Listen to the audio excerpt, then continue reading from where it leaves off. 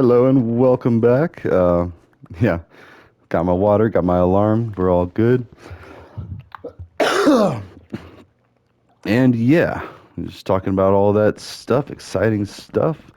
Forgot that I had written down some notes that I wanted to cover. So before I go too far, I'd written down stuff like, yeah, ego, leadership, um, being humble.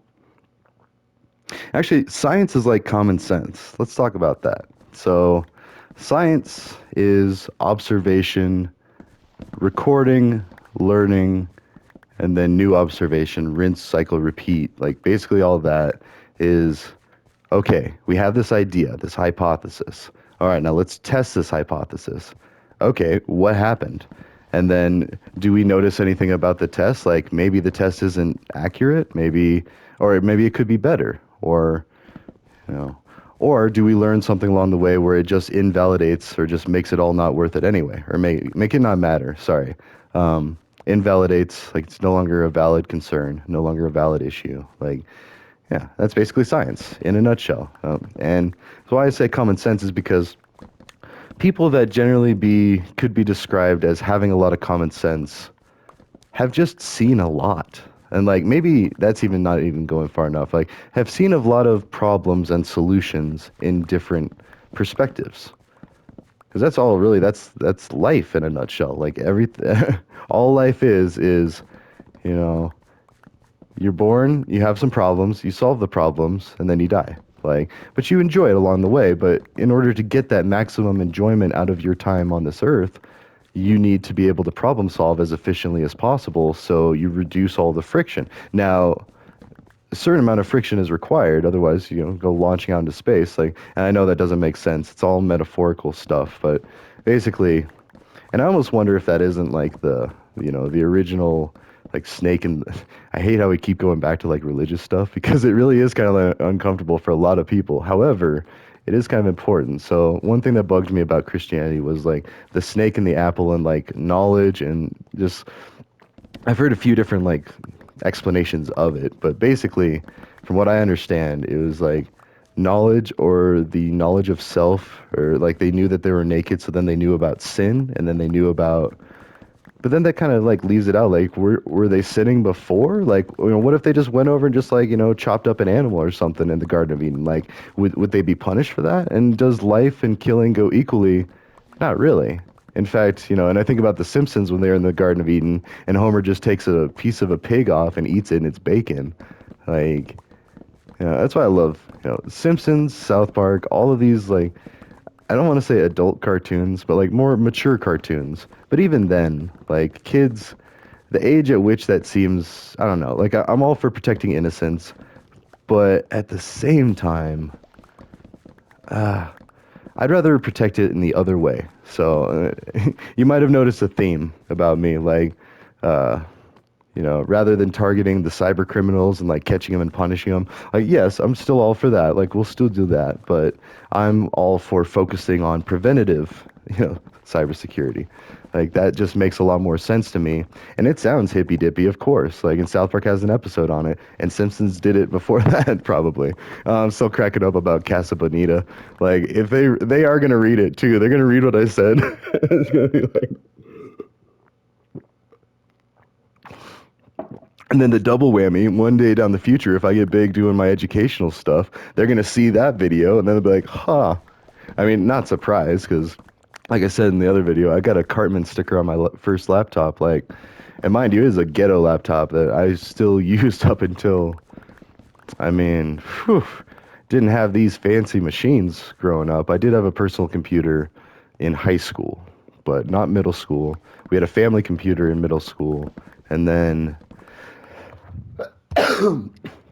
which I mean, I still played games like StarCraft 2, Warcraft, not Warcraft 1 so much, but Warcraft 2, Warcraft 3 wasn't even close to being out. Um, yeah, it was just StarCraft and Warcraft 2. Those was the main things I played, and like just battle strategy games. Very repetitive, and one of my favorite games as a kid because we'd go to Oregon every year for vacation in the summer. We'd like drive out and whatnot. Because again, too poor, we couldn't afford them fancy airplane tickets, so we had to stay in like a sketchy motel and like all this. Yeah. Anyways, good fun. But pointing that out because different universes, different perspectives. But I mean, one of my favorite games was to play on the beach and build a sandcastle. It didn't even matter what the structure was. It could have been the most, ghetto little thing, just like a dot in the sand, and you wanted to protect it. And then you build the barriers and you build the trenches and you find these different ways. It's basically tower defense on games like StarCraft, and I guess it's like Warcraft. I don't even know what games do it now. Warcraft 3 actually had some tower defense. Sorry, that sounded like surprise, but um, anyways, where like that's the game is you're constantly fighting against those. Or yeah, no, look at all those zombie horde games. Never mind all the phone games that you see the ads for. That's a tower defense. Anyways, the original tower defense, as I knew it, was building a sandcastle, and just the idea of constantly being under attack and constantly rebuilding your defenses, and then building them better. Like, and you got to do it right where the tide's just coming in to where it's not like too overloading. But it's almost like you're selecting your own game difficulty when I could describe it in gaming terms now because gaming is so mainstream and like widespread. But for most of this time, like I was playing tower defense before tower defense was even a thing. Like this was back before like regular Nintendo days. And mind you, there's probably some games like that. Like you're constantly building. Oh, we're not picking up anymore. That's fine. It's fine. There's actually a lot in here, so we'll come back. Um.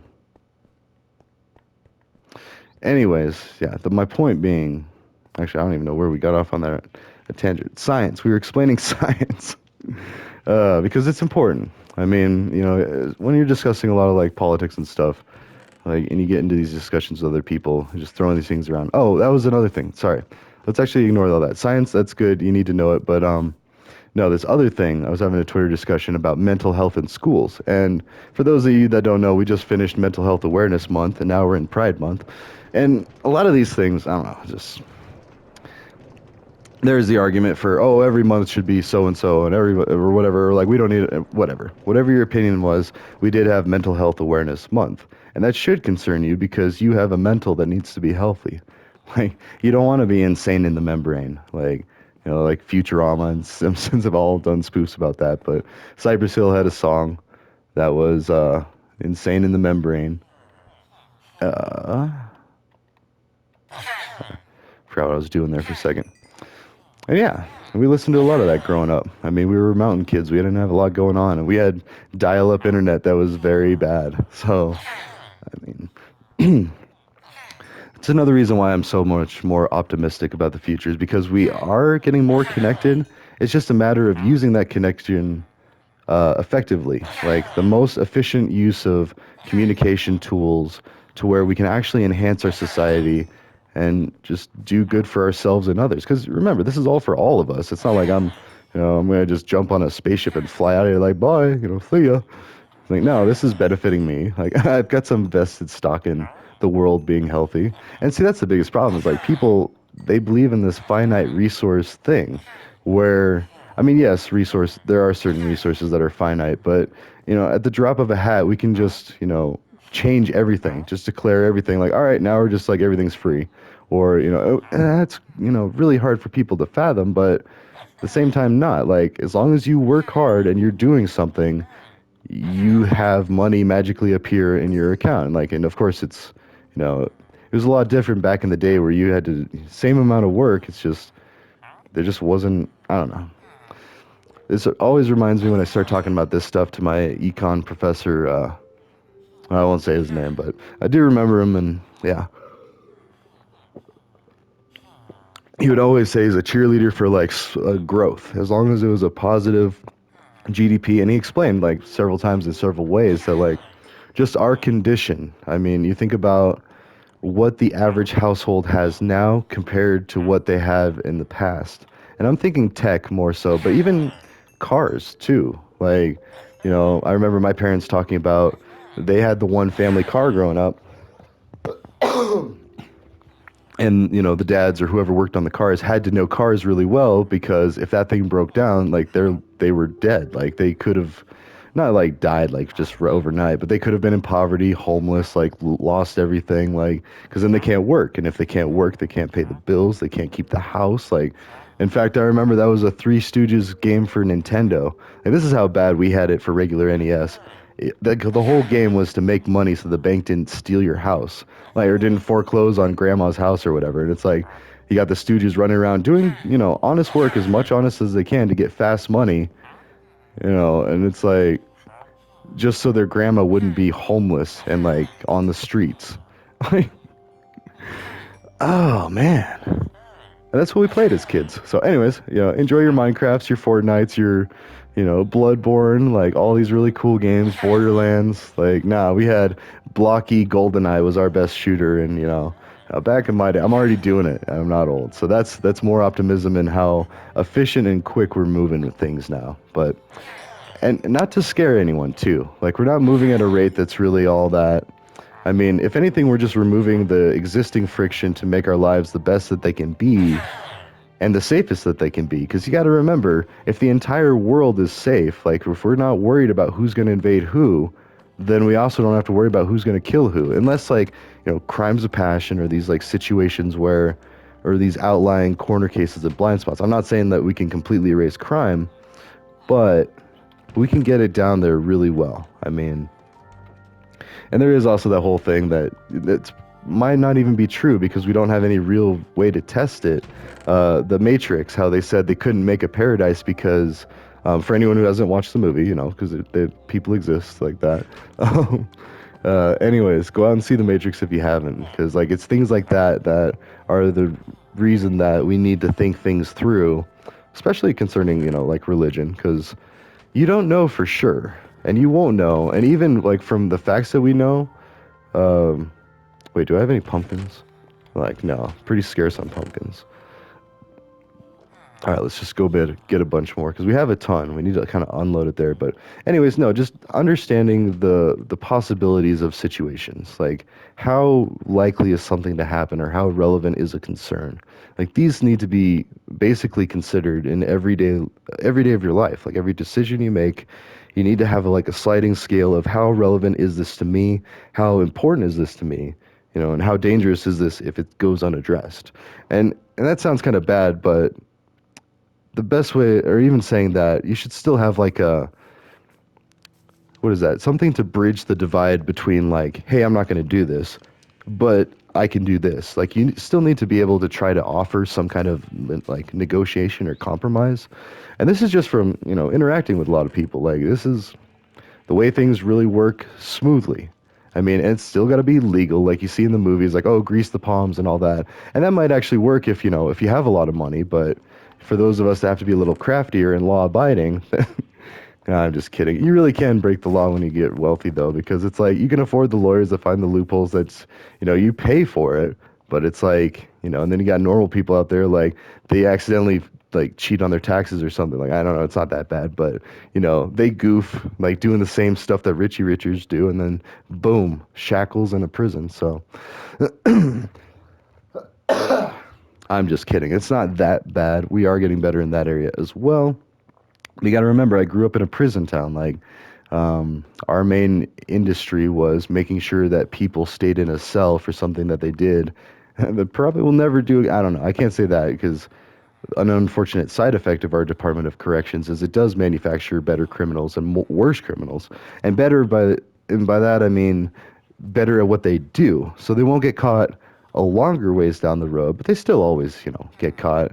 And even if they don't, like say they never get caught for whatever they did, like, the suffering that they've done through their own conscience thinking about it and the time they've spent worrying about it is in itself a form of punishment. Not saying that's fair, but anyone who knows me knows I don't think current laws are fair and they need to be changed. So, and they are. Again, I think once it all comes down to legalizing cannabis. It sounds so silly and such like, oh, I'm such a stoner.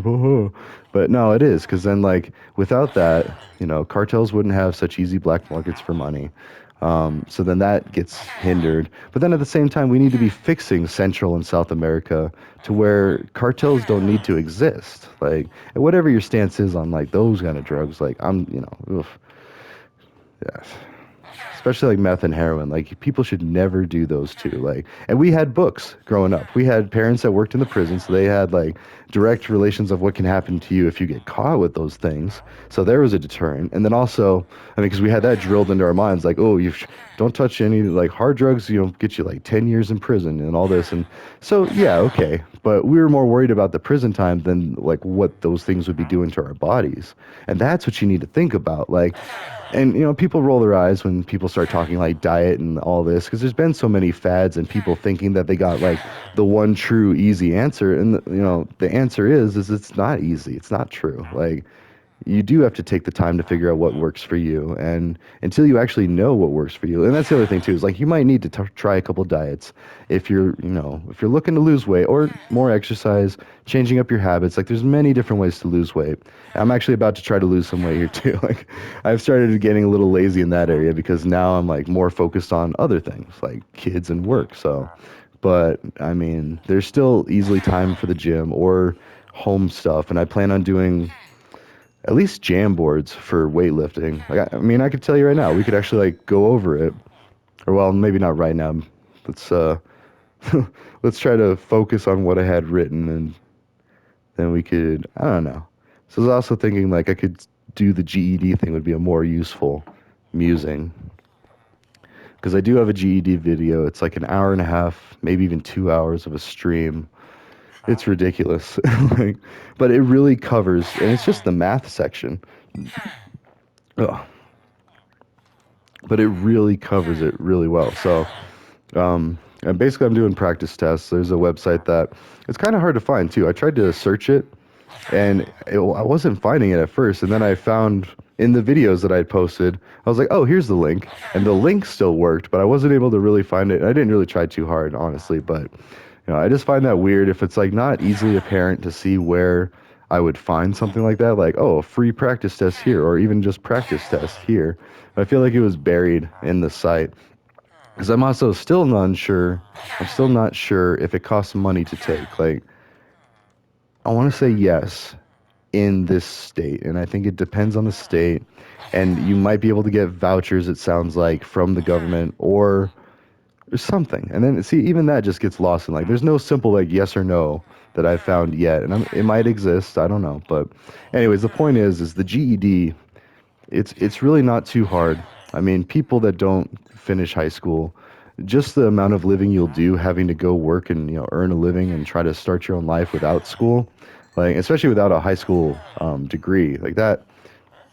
I almost want to say that's like a requirement for a lot of jobs. Like, anyways, so it's just good to get your GED, and that's one of the things that I'm going to try to like, eventually I'll even put some of my own money towards it, like buy a few tests or whatever, like as long as people are serious about it. And by serious, I mean all they really got to do is like watch a few videos a few times and feel confident about it, and even by then, I'd like to think that we'd be able to get the GED for free. Oh, I think that was the other thing is like the GED test, it might be free, but then all the extra stuff you pay for. See, I don't even know that. And like, I almost feel bad kind of doing the practice test online, but at the same time, not because I don't know if I'm going to be hit with a copyright strike. Well, first they'll tell me to take it down, and I will. I'll be like, okay, and I do have a bit of a conscience with that. It's like, I know that there's some legality that like maybe doing the practice test online, even though it's for educational purposes. I don't know. Well, actually, here, let's talk about it. So, we're 18 minutes in. Yeah. So, let's also make some emeralds. Um, but no, so the GED is split up into math, science, I want to say geography and grammar or something to that tune. So the math and science are easy, and that's actually like or especially easy for me. That's what I enjoyed more in school. It made more sense because it was either it was or it wasn't. You could prove it on a piece of paper that a math equation was correct or incorrect. Whereas like grammar and stuff, grammar I kind of turned away from because there was a lot of rules and rules that didn't even make sense because then I before E except for in, and there's that whole meme where it's never the case. Okay, sorry, we are gonna have to do that. Oh, anyways, ah, yes, I will kill a llama here and there. I'm sorry, I'm a monster, but no, but yeah, the math section, it was. I'm trying to remember what the problems even were. I can tell you. So like let's just say that I get hit with a copyright strike and I have to take the other video down so I can't do practice tests online. I can tell you from taking the practice test that the concepts that you'll need to know are basically algebra. You need to be able to figure out variable and fixed costs. So if I charge you $20 a day to rent a tool, how much would you pay for 5 days? Okay, know how to do that. And then, know how to take it further. Like, okay, now what if there was a fixed cost or like a security deposit? So there's the fixed cost that we're kind of used to. Although you get the deposit back, there might be like an actual price for the service or like the filing fee or, whatever the case may be. And I'm actually thinking now the example was, and we might have to like edit this out if I have to do the copyright thing, but the example was renting a catering thing. It was a catering example, and it was, or no, it was getting lunch. That's what it was. It was getting lunch for a business meeting or something like that. And basically, what you need to know with that is like it costs this much per person. So that's the variable cost. It's dependent on how many people are there. So it varies with person to person, or no, sorry, with each person added or subtracted. But then the fixed cost is like renting the hotel room or the boardroom or the venue to do the event. So that you have to pay regardless of how many people show up. It is a fixed cost and you just pay that. And as long as you're able to like add and subtract on paper, and that's not sounding, chintzy, I'm just being real with you. Like you can write it down or actually wait, can you? Because I'm trying to think, if you take it proctored in your room, the way they usually do it is they make you show the camera around the room so there's nothing next to it. I forget what that was for, but I think it was a college proctored test.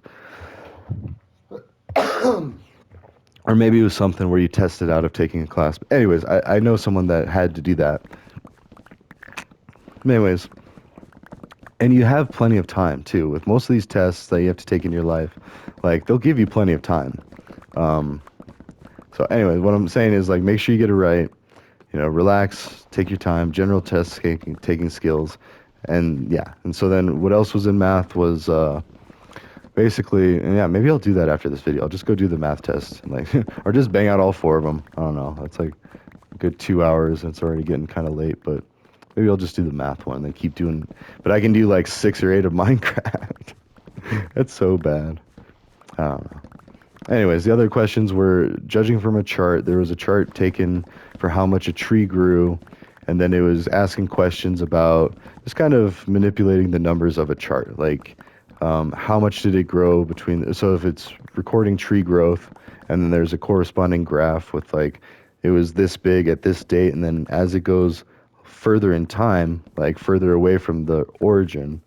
Okay, see, that could get a little complicated. You need to be able to read a graph and just know that the x and the y axis, they have different things. And x is usually left and right, y is up and down. I mean, it usually is in math, and like that's what like Minecraft, I feel like it's a little different because like, let's see, look. So as we're going this way, we would be increasing in x. Okay, so it is x. And then y.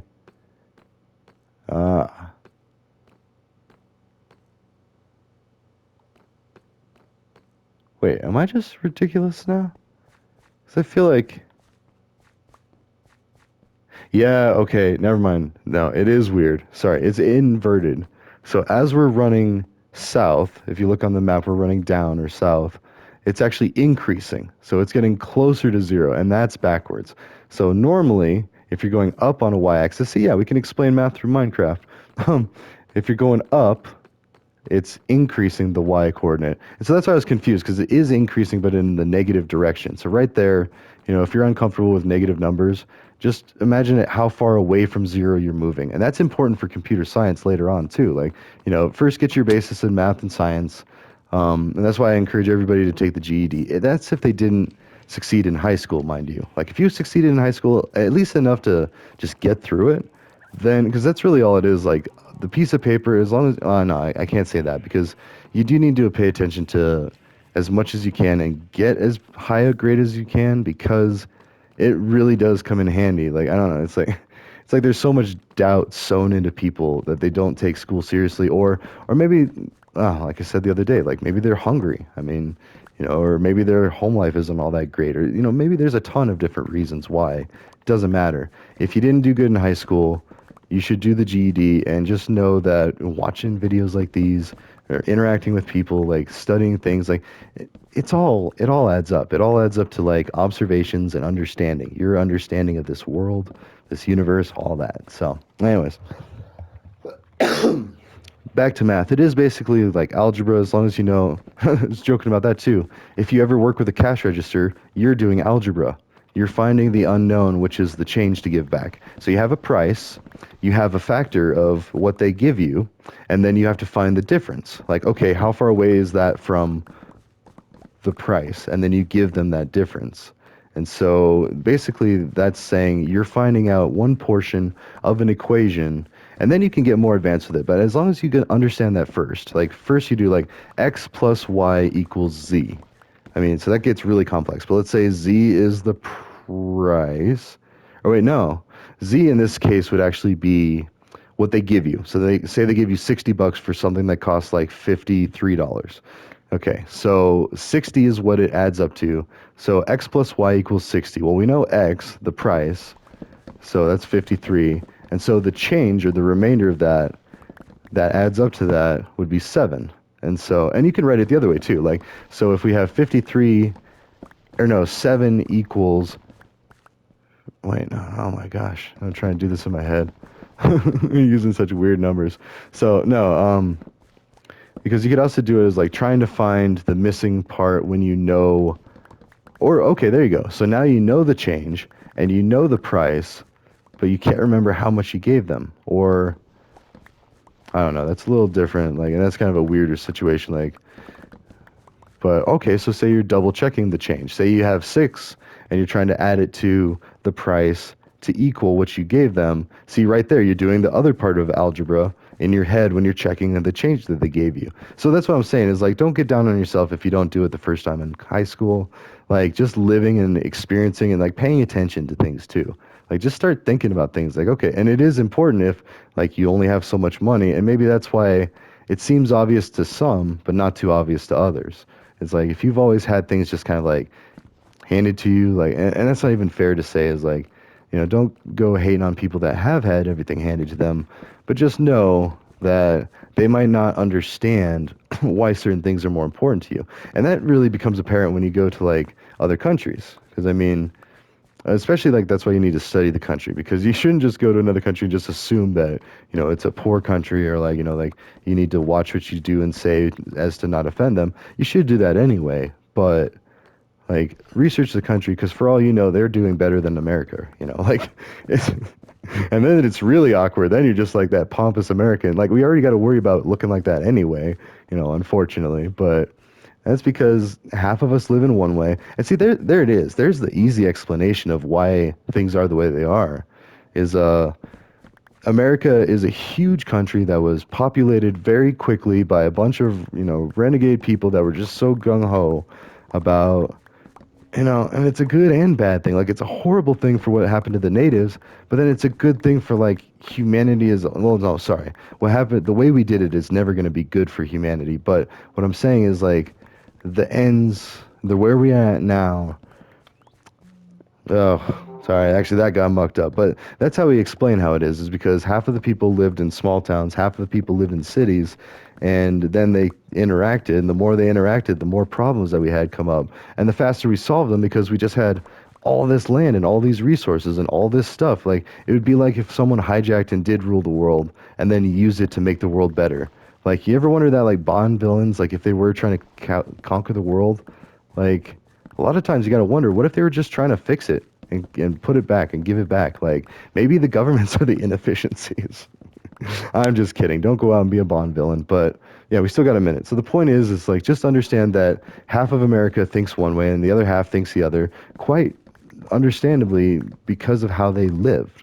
Like, if you live on a farm, if you live in a rural area, you're not going to want to pay for supporting like a bunch of people I mean, you're probably not paying it because you're not paying the same taxes. Like, because again, it tends to be poorer families that live in rural areas, and that's an unfortunate side effect. It's like, it's really hard work. Like, I have family that had a farm, and like, so I could see for myself, like, It's a lot of work for not a lot of money. And like, I don't know, it's just, it's ridiculous. But that's why we need to move away from that, move more towards like, I don't know, everybody succeeding and fixing out better solutions for everybody. But that's my time. I will see you. Yeah, I'll go do some math. I'll just go do the GD thing. All right, see you in a bit.